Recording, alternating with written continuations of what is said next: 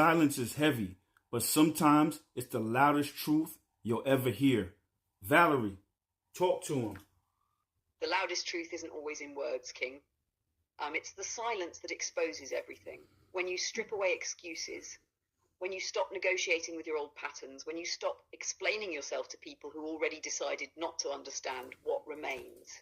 That stillness, that undeniable resonance, that's the loudest truth. And it rattles people because they can't argue with it, they can't distort it.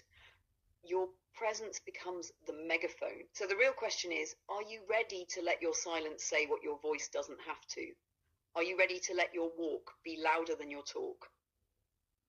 Because once you embody the loudest truth, it doesn't whisper, it echoes. The loudest truth isn't just silence, it's shadow. Because when your truth lands without you forcing it, it's not only your light people feel, it's their darkness that gets exposed. Think about it. When you embody alignment, you don't even have to point out lies, masks, or illusions. Your frequency does it for you. That's why presence shakes rooms. It's why certain people flinch when you walk in, even if you haven't said a word. You didn't trigger them, your resonance did.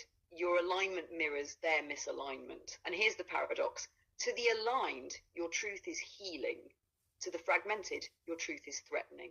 That's why the loudest truth costs so much. You lose relationships, opportunities, even identities that can't stand in that vibration. It's not punishment, it's purification. The loudest truth filters. Shadow side.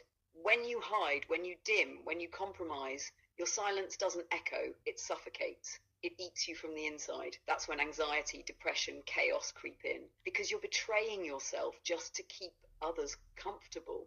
But when you embody truth fully, both shadow and light integrated, you realize the shadow was never the enemy, it was the amplifier.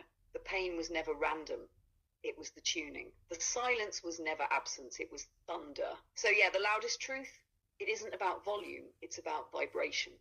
It's about being so aligned, your very existence becomes both mirror and megaphone. Yeah, you were just cooking just now. So here's the thing, when it comes to people, most people like to play ping pong with their emotions. They don't really understand how to metabolize their emotions on their own, So when they get into relationships, y'all are just acting out each other's unconscious shadow, unconscious ways of being with each other, unconscious patterns, and y'all are playing ping pong with each other and then saying it's the other person when it's really you.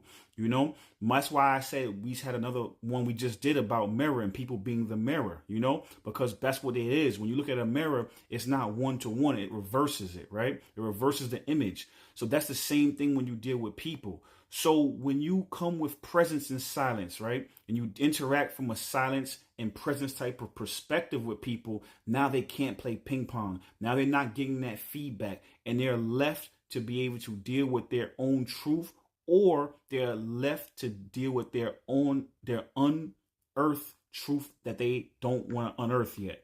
Valerie, talk to them.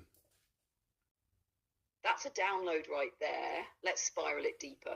Most people don't metabolize emotions, they recycle them. That's why you called it ping pong. They bounce their unprocessed energy back and forth, thinking it's communication when really it's projection. You hurt me, I hurt you. We call it connection, but it's just unconscious shadow play. And you're right about the mirror not being a perfect one-to-one. The mirror flips the image. That flip is important. It shows us our distortions. Same in relationships. What you see reflected back isn't exactly them. It's your wound refracted through their presence, which is why if you only respond unconsciously, you're just smacking the ball back into play. But when you come in with presence and silence, that whole game breaks. You're not picking up the paddle. You're not serving the ball back. You're embodying stillness. And that stillness becomes a force field. Now the other person is left holding their own serve. They either face their truth or spiral in their chaos. Either way, you didn't enter the game. That's the higher octave of mirroring, not a reactive reversal, but a reflective container. Presence becomes the mirror, quiet, clear, undeniable. And the thing about mirrors, they don't argue, they don't explain, they just show.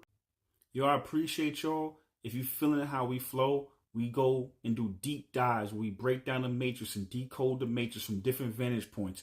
The metaphysical, the spiritual, the psychological, quantum physics, and numerology and astrology and, religion. We break it down from different lenses and vantage points. So if that sounds like something that you, will be into, follow me on YouTube. If you found this on TikTok, go on my TikTok description. There's a link to my YouTube there, or you can search me wherever you found this, Omarvelous. Subscribe, because then we go live typically Sundays and Mondays. We're also going to be on Rumble soon as well, and I'm sure my name will be Omarvelous. You can find me there. I haven't created an account yet, but I will definitely create one sooner or later. So by the time you see this, it will be up. You can find me there. And on that note, stay tuned.